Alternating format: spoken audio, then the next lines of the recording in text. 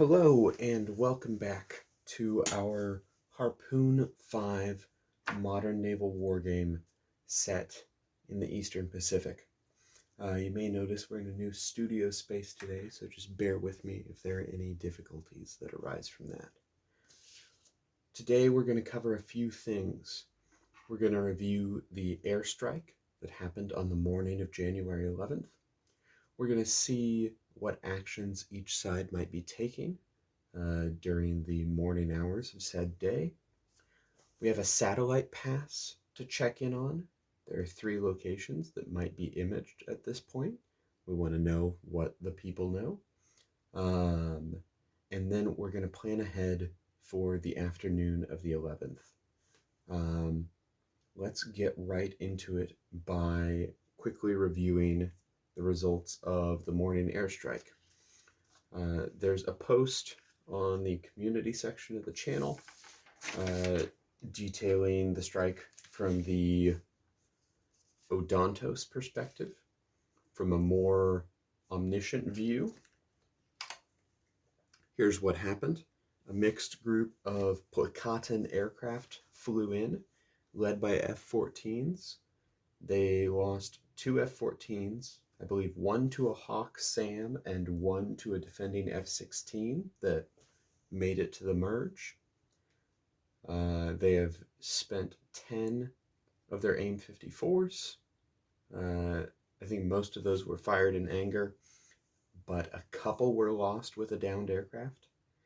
They fired off a couple AIM-9s, and some AGM-62 walleyes were fired by one of the Hornets. This put a sizable dent in their F-14 fleet. They're down to 6 now. And they're still good on AIM-54s. 6 F-14s can put, I think, 36 maximum AIM-54s aloft. So they are now limited more by airframes than by missile count. But the standard loadout we've been using is 4 AIM-54s per F-14 with a couple Sparrows and a couple Sidewinders. So they have enough rounds to fit their fleet for combat. They got plenty of AIM-9s and a decent number of walleyes. The walleyes are doing currently the majority of the work, allowing strikes on the airbase from standoff ranges. That once that stock starts whittling down, they're probably going to start thinking ahead towards engaging Odontos naval forces with walleyes. And that's a fairly limited stock, considering both the island airbase and the Navy. On the Odontos side, their island air forces were wiped out entirely. 2 F-4s dead, 2 F-16s dead. Now I'll note here for realism that they've lost 4 aircraft, and that should be a total of 6 aircrew, but those were ejections occurring pretty much right over their base. So they're going to have those pilots back in friendly hands, if they survived, inside of the day. These Placatan pilots are dumping into open ocean, and if they survive, they're probably surviving as prisoners of war on the Odontos side. Just something to think about. Resources that Odontos has left: 4 Phantoms on the mainland and 6 F-16s on the mainland. They also have plenty of AIM-9Ls, plenty of AIM-7Es, but their stocks of AIM-7Ms are getting whittled down. Their IHawk missiles, they have 3 left at the island and 20 left on the mainland, and they only have 2 launchers left. So they have 3 missiles on site, but only 6 rails. So even if they get more of these airlifted in, they'll never have more than 6 shots ready to go without a reload. So their SAM battery is degraded at this point. In the financials, Odontos 75 million down, Placata 60 million down. This is technically a win for Odontos, since their loss threshold to lose the campaign is twice as high as Placatan's.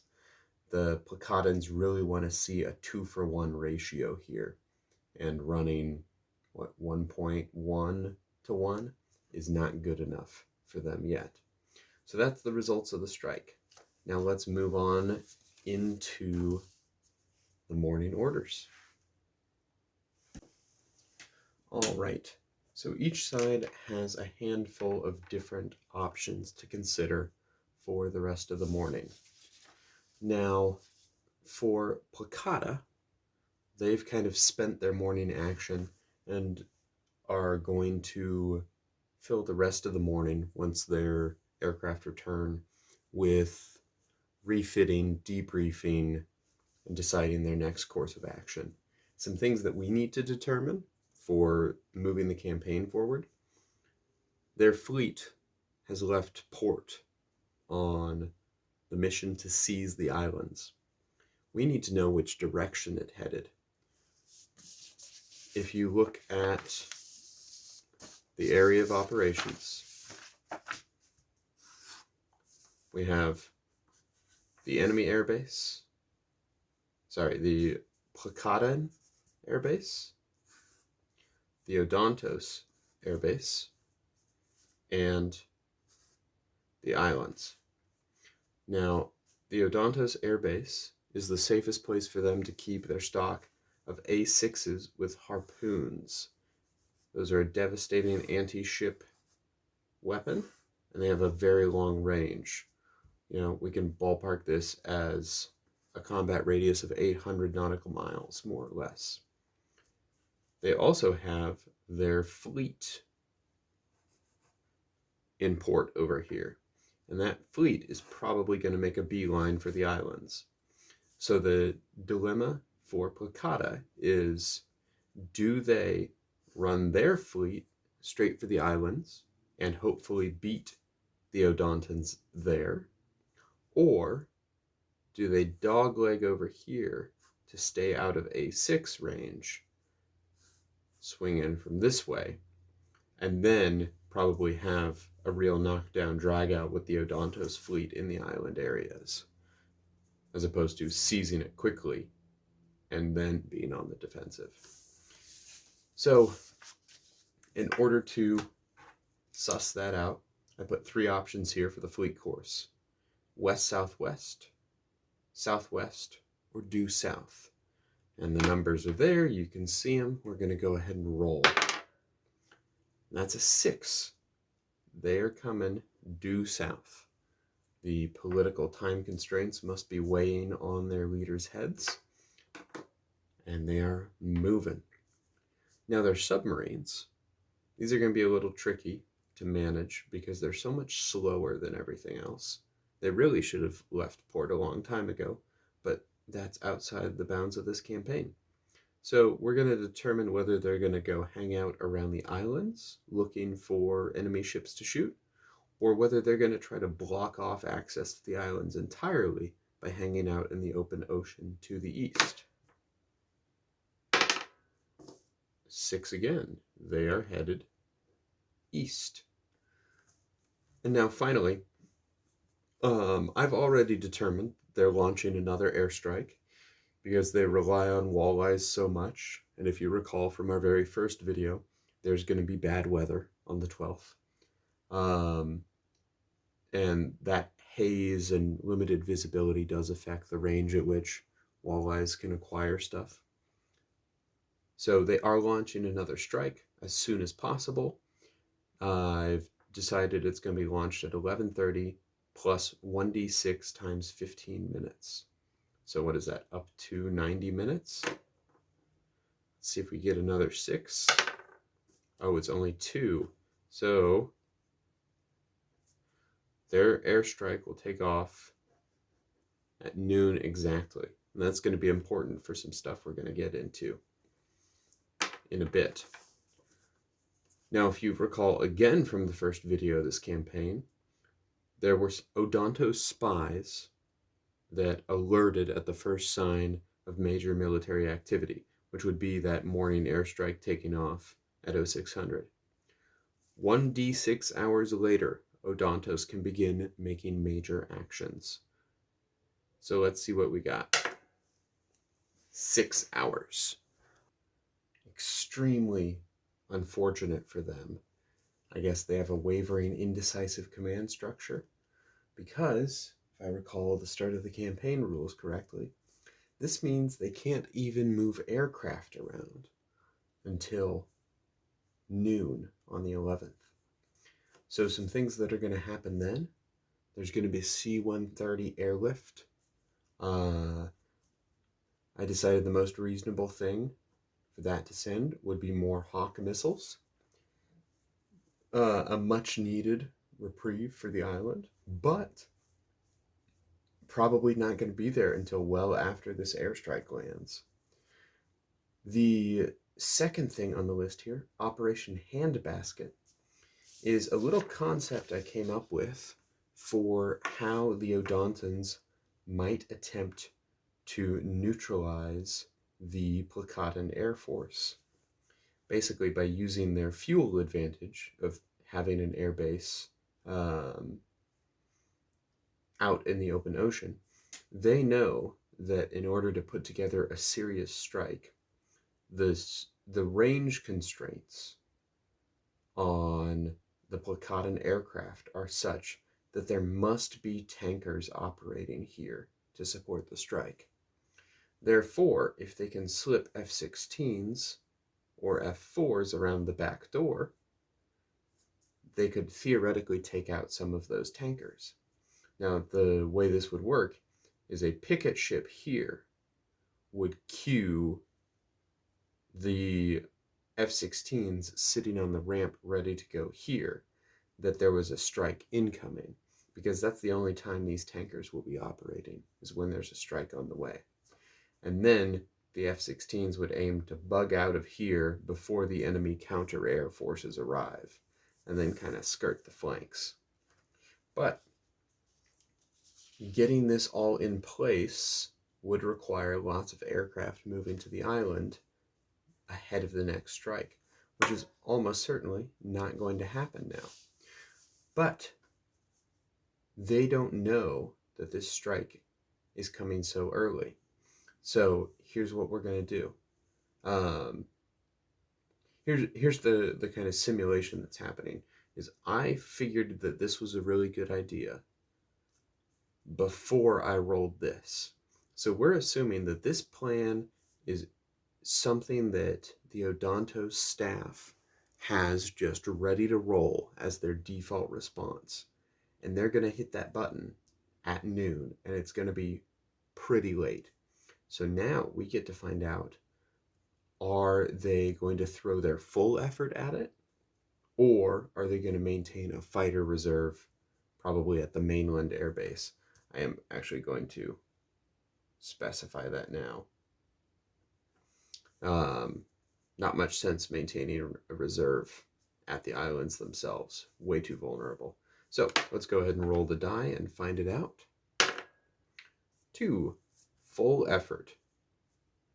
So every Odonton fighter aircraft is going to be involved in this plan to interdict those tankers, which means they are all going to start moving towards the islands around noon, which is going to be very interesting to play out. Some things that I am noting that I just made as decisions instead of rolling on video.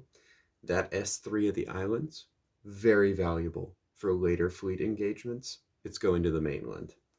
However, another RV-1 is coming out to the island. Those birds have advanced electronic surveillance on them, and having one up at most times is going to give the Odontons a much better picture of what the Placatans are up to. The A6s, we have some options here. There's 4, if you'll recall. There's 2 at the islands and 2 at the mainland. So our options, concentrate them all at the island, keep them split as they are, or only keep one at the island. Pushing all four to the islands, I didn't include as an option because that's just asking for them to be destroyed on the ground by enemy air power. So, here we go. Let's find out. The A6s are all headed to the mainland. And finally, is an S3 going to patrol the area around the islands today? This would be the one operating from the mainland, because the one on the islands will be in transit for this time period. And I think these guys can be in the air for 11 hours, so that's a good long chunk of the day. But no, it must either be in refit or they just weren't in an advanced state of readiness here. So let me grab some scratch paper and work a thing or two out here. All right, before I get ahead of myself, I don't want to forget we do have 3 satellite passes to check. Now I'm going to grab a nice D10 here. There's a 1 in 10 chance of a successful satellite pass. And successful meaning an observation, obviously. We'll grab this one. I know this is probably tough to read on camera. Here we go. We'll just do this. That should be a little nicer. We're going to do a 1 being a success. So that's 1-0 is a success. So the Placatan fleet is heading south out of port. I think about 18 knots is probably a good speed for them. I need to check what the Newport LST can do. Let's see if they're spotted. Oh, they are. So their noon position will be immediately known to Odontos, which means probably an S3A6 package coming later in the day or later in the afternoon, depending on how the big air fight over the island shapes up. Now the Odontos fleet, kind of pointless because they're still in port and it's expected they're still in port. Not caught on satellite. And then the island. Let's see what kind of BDA, battle damage assessment, bomb damage assessment, I'm not sure, the Placatans can do on their morning airstrike. None.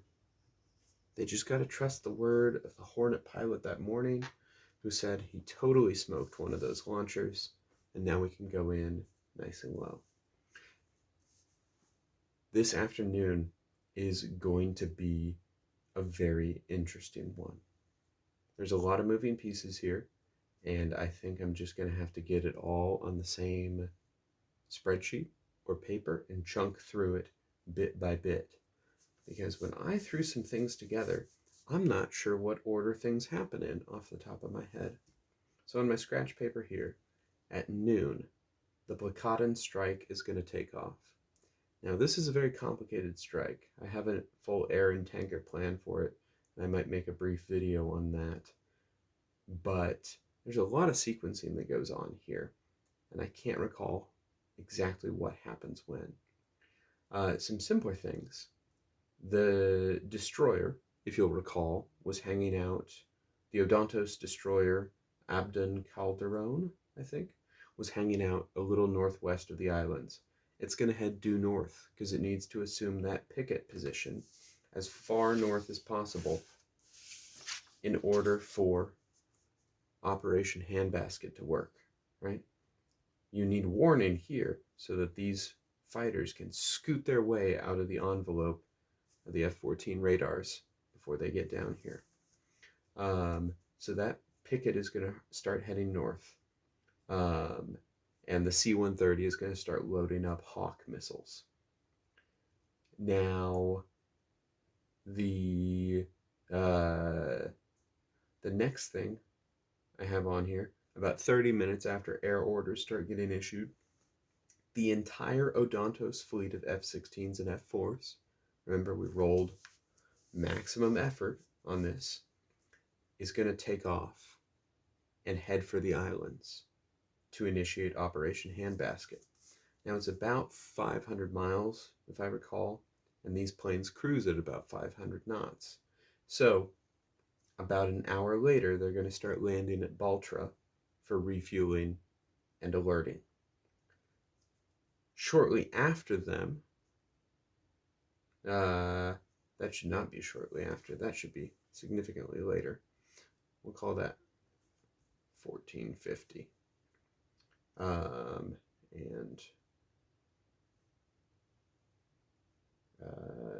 1320. We'll come back to that in a second. About an hour, I say about because I haven't done the math yet. About an hour after they land, the F-16s and F-4s will be ready to go. Alert 5. About an hour after they land, the offensive counter-air forces from Placata are going to be directly overhead. And about an hour after they land, when all this is happening, that Pickett destroyer will be ballpark 50 miles north of its last position. And this thing's going to have its air search radar banging away. So we need to figure out the exact sequencing of as this destroyer is moving and the enemy strike is coming in, where and when does it ping that strike? And when they ping that strike, what happens to the 10 fighter aircraft on the ground right here that are ready to go with a plan that requires, probably close to an hour of warning for them to get out of the way and sneak around? What happens when that's suddenly turned upside down on them? That is going to be fascinating to figure out. And also fascinating, there's probably going to be some kind of air combat going around here from 1400 to 1500. Some point in the middle of that, a C-130 is going to try to land here with extra SAM missiles and then get those loaded onto the Hawk launchers that are remaining at this site. So there's a lot of moving pieces here, and I'm very excited to see how it all plays out. I look forward to this. We're still churning through the 11th. I'm having a lot of fun. I hope you guys are enjoying this as well. Feel free to leave any kind of comments that you'd like regarding the state of the campaign, if you think either of the sides could be doing something smarter, or if there's something really interesting you'd like to see played out. Until then, see you next time.